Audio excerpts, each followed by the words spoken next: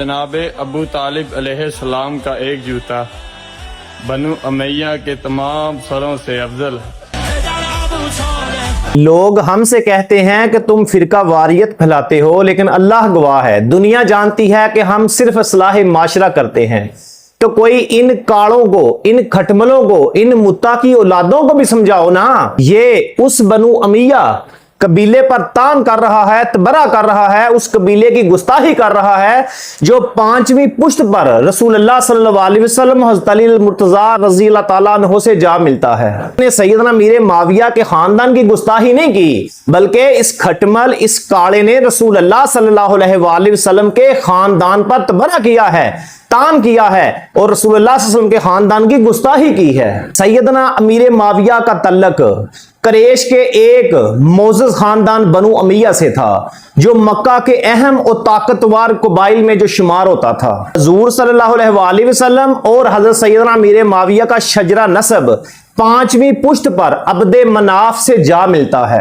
اس بات کا واضح ثبوت ہے کہ دونوں کا تعلق ایک ہی قبیلے سے تھا، یعنی رسول اللہ صلی اللہ علیہ وسلم کا، مولا کائنات کا، اور سیدنا امیر معاویہ کا۔ یعنی شجرہ نسب کچھ اس طرح سے ہے کہ نبی کریم صلی اللہ علیہ وسلم محمد بن عبداللہ بن عبد المطلب بن ہاشم بن عبد مناف، سیدنا امیر معاویہ رضی اللہ عنہ معاویہ بن سفیان بن حرب بن امیہ بن عبد شمس بن عبد مناف، یعنی 5ویں پشت پر نبی کریم صلی اللہ علیہ وسلم کے قبیلے سے جا کر آپ کا شجرہ نسب مل جاتا ہے۔ اب واضح ہو گیا نا کہ نبی کریم صلی اللہ علیہ وسلم کا خاندان بنو ہاشم اور سیدنا امیر معاویہ کا خاندان بنو امیہ دونوں عبد مناف کی اولاد ہیں، ان کے درمیان رشتہ داریاں ہیں۔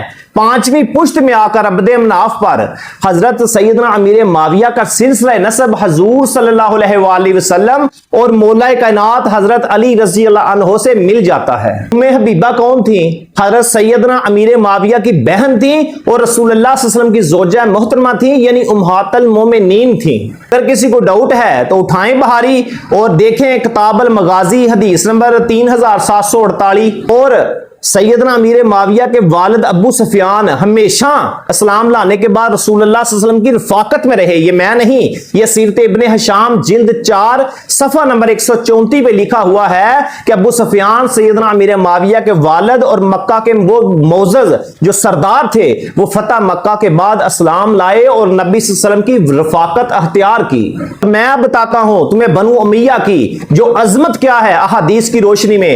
نبی کریم صلی اللہ علیہ وسلم فرمایا کہ قریش کو برا مت کہو، کیونکہ قریش میں انبیاء اور خلفاء ہیں۔ یہ میں نہیں، المستدرک علی الصحیحین الحاکم حدیث نمبر 6802۔ پتہ چلا کہ حضور صلی اللہ علیہ وسلم کا جو شجرہ نسب ہے 5ویں پشت پر سیدنا امیر معاویہ سے جا ملتا ہے، یعنی دونوں قبیلے ایک ہی خاندان سے ہیں، عبد مناف سے۔ تم نے حضرت سیدنا امیر معاویہ کے قبیلے کی گستاخی نہیں کی، تو نے رسول اللہ صلی اللہ علیہ وسلم کے قبیلے کی گستاخی کی ہے، رسول اللہ صلی اللہ علیہ وسلم کے خاندان کی گستاخی کی ہے، مولا کائنات علی المرتضی کے خاندان کی گستاخی کی ہے۔ میں حکومت وقت سے اپیل کرتا ہوں کہ اس طرح کے کھٹمل جو فرقہ واریت پھیلاتے ہیں، اس طرح کے کھٹمل جو رسول اللہ صلی اللہ علیہ وسلم اور صحابہ اور تبع تابعین اور سلف صالحین پر تبرے کرتے ہیں، تان کرتے ہیں، ان کو لگام ڈالی جائے۔ ان کھلے ہوئے کتوں کو، یہ سور کھل چکے ہیں، صحابہ پر تان کریں گے اب 10 دن، تو ان کو لگام ڈالی جائے، کیونکہ رسول اللہ صلی اللہ علیہ وسلم اور ان کے دوستوں سے زیادہ عزت و تکریم ہمارے نزدیک کوئی بھی نہیں۔